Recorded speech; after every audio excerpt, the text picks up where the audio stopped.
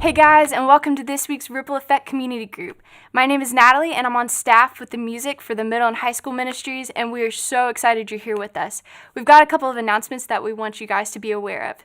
So number one, if you're interested in going on this year's ski trip, be sure to check out the link below and let us know. The signups are filling up really quickly, and we'd love for you to be a part of this awesome trip, so be sure to sign up. Number two, if you're a senior and you're interested in going to Passion or you're wondering more about what that is, it's kind of a gathering of 18 to 25-year-olds, thousands from across the country, all in Atlanta for a few days of worshiping and learning more about God. And it's just an incredible environment. So if you're interested in that or want to sign up, then talk to your house leader, talk to your small group leader, and they can get you more information. So now let's check out this week's message from Jeff on Your Move.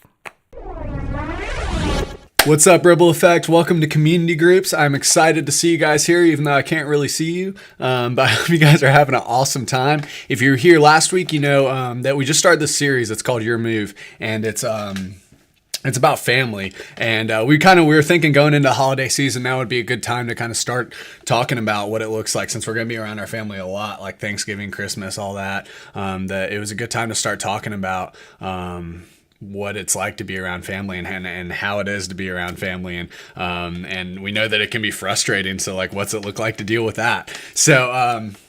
So with that right around the corner, we started this series, and with it in mind, I was kind of thinking, and while we were talking about it, I was realizing what else is around the corner. And the other thing that's right around the corner is super exciting. That's college basketball.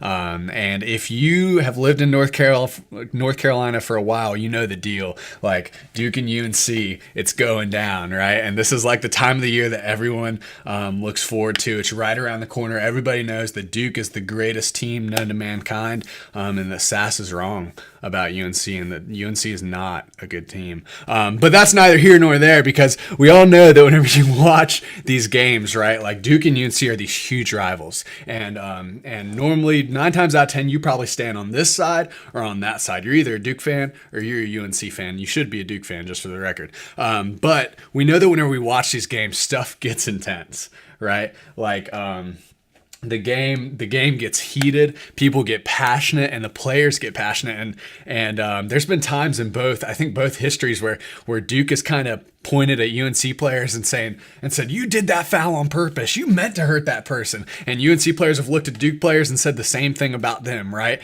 And sometimes the team gets heated like that, and stuff happens, whether it's intentional or not, right? Someone gets fouled, or someone gets hurt. And whether they meant to do it or whether they didn't doesn't really matter. It gets more intense and more intense from there. And the truth is that sometimes living with family is kind of like this, and being around family in the holidays is just like this. Like mom or dad or sister or brother or stepmom or stepdad, whoever does something that makes you mad, or frustrates you, or makes you angry. And now you have the opportunity to do something back. You have the opportunity to make your move and to respond, right? And sometimes it's super frustrating. It might look like they did it on purpose, or maybe it didn't, or maybe they meant to make you mad, maybe not, but stuff gets intense, right? And they do something, and there's no end to this game, right? Because you live with them. You live with them, and it's frustrating, it's annoying, and it's permanent. Right, is the other thing, because even whenever you're 18 and you move out and you go to college, you're still with mom and dad, right?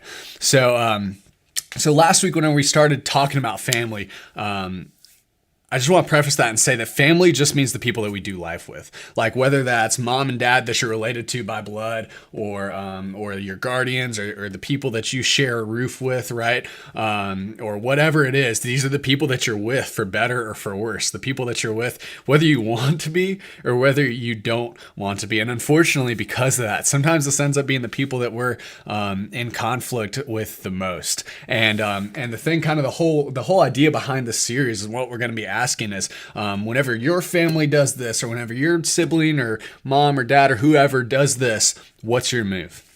What's your move? When the game starts to get intense, right? When the game starts to get intense and something happens and a foul gets made, or whatever you want to call it, what's your move? What are you going to do? And it's a good question, but really the truth is that usually, and I think we talked about this a little bit in the last series, but usually what we do is, like, we want to win.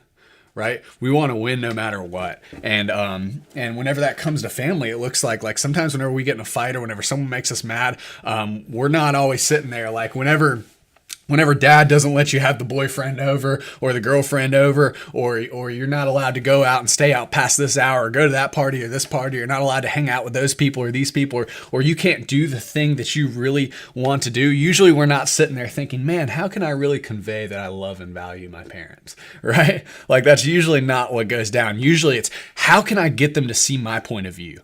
How can I get them to realize that I'm right about this? How can I get them to stop freaking out or stop making such a big deal about it, right? Or maybe it's not with parents, but with brother and sister. How can I get them to realize that I'm right? And we focus on winning. It's like we want to one up and we want to get them back, right? It's just like in basketball games where one team does, fires off a 3-pointer and the other one runs down the court and tries to fire one off too. And if it's UNC, they miss. But at the time, right, whenever that sort of thing happens in our family, when someone does something and we want to get them back, for lack of better terms, even if we win, even if we're right, even if we're justified in what we do, and mom or dad or sister or brother really did make a bad move, and we get them back, right? Sometimes it might feel good in the moment and be like, yes, that's a little win in the moment.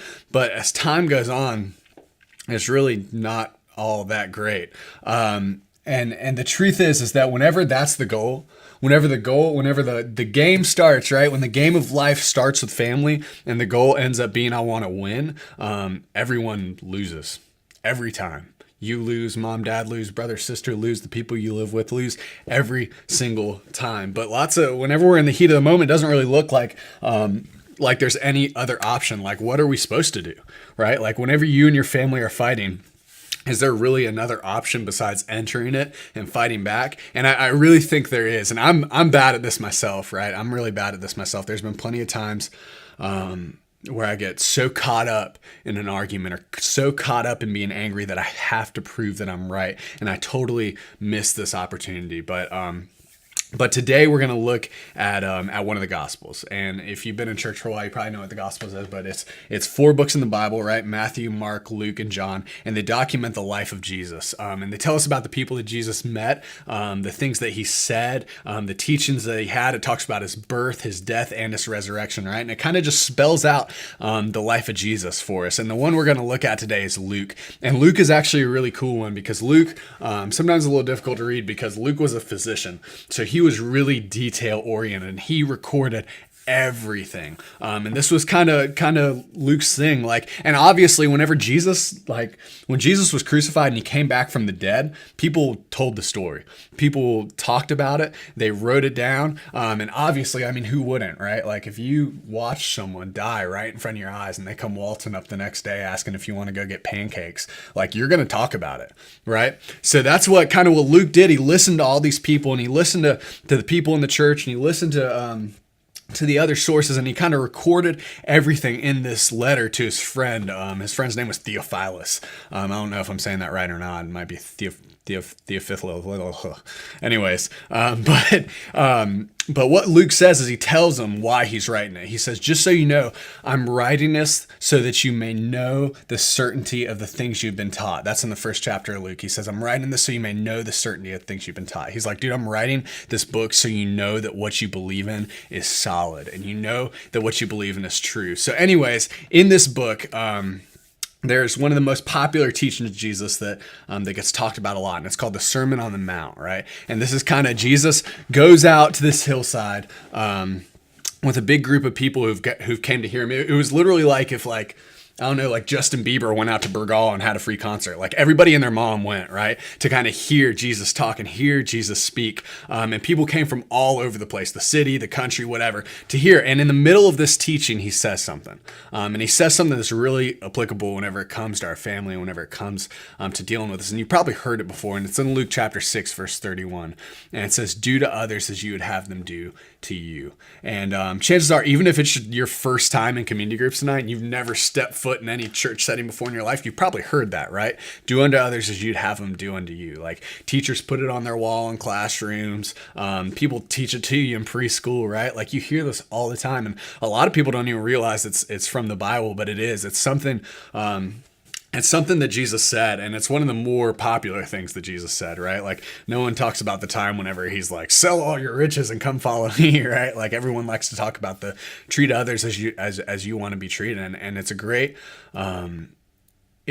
teaching, and it's really widely embraced. But it also presents a problem, because kind of whenever we read this, we think it just means be nice. Like, be nice to people, because it's what you should do, right? And that's kind of how we translate the do unto others as you'd have them do unto you. But the truth is that there's kind of a more connotation to that.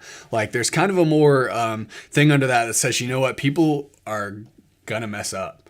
He doesn't say, hey, be nice to people as long as they're nice to you. He says, do unto others as you would have them do unto you. So he says, you know what? It kind of has this note of, dude, it implies that people are going to mess up. People are going to fail. People are going to get things wrong. People are going to make mistakes. And when they do, just like you do, right? And when they do, treat them like you'd want to be treated when you make mistakes. And this makes it a little bit different, right? It makes it a little bit more challenging, because he didn't say, treat people how they deserve to be treated, or treat people like nice if they treat you nice. That's not what he said. In fact, he said to treat people right even whenever they get things wrong, right? And if we're being real, this is really difficult.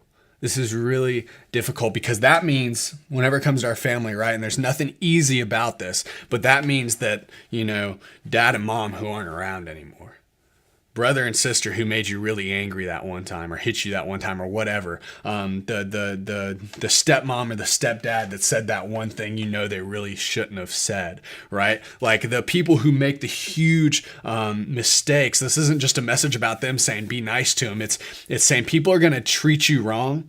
People are going to do things that are unfair. People are going to do things that are messed up. And in those moments, treat them how you would want to be treated when you do things that are wrong. Right? And that's a big deal, because it levels the playing field. It helps us all realize that, we all make mistakes.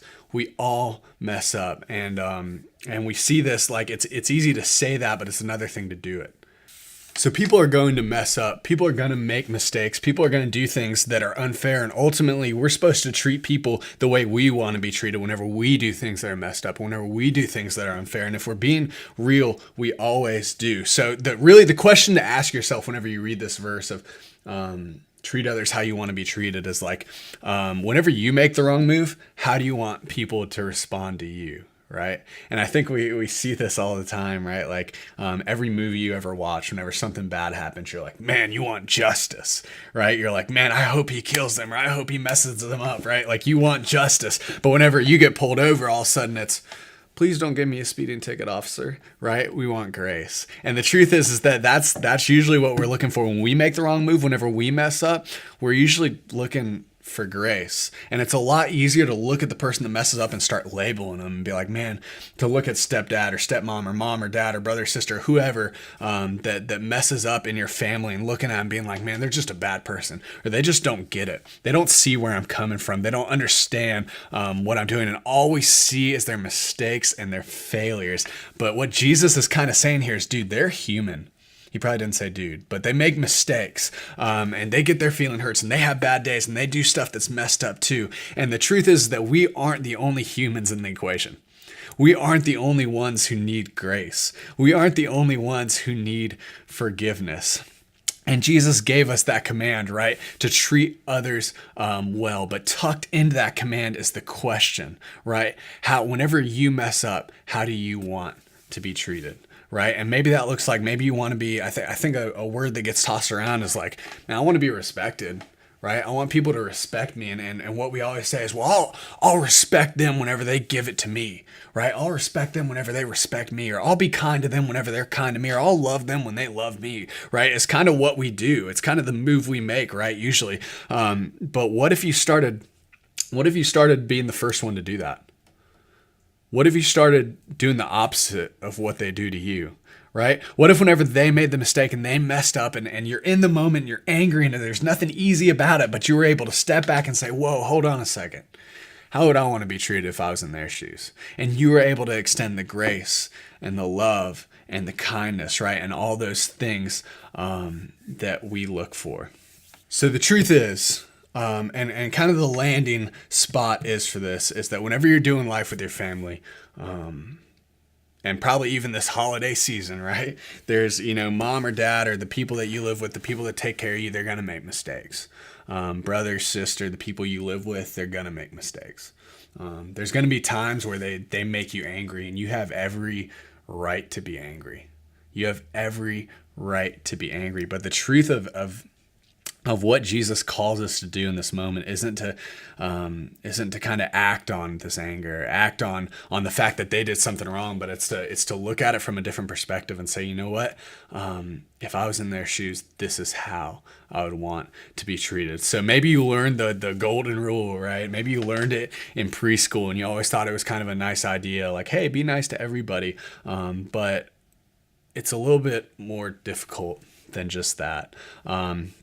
And it's not easy. There's nothing easy about it. In fact, sometimes it's the hardest thing we can do to say, you know what, I know they made a mistake, but I'm going to love them anyways, or I'm going to forgive them, or I'm going to treat them how I would want to be treated. And no one expects you to get it perfect the first time, but the truth is that you can start making progress, right? If you can start, and we talked about this again in the last series, if you can start seeing the story from the other side of like, you know what, they have a story too.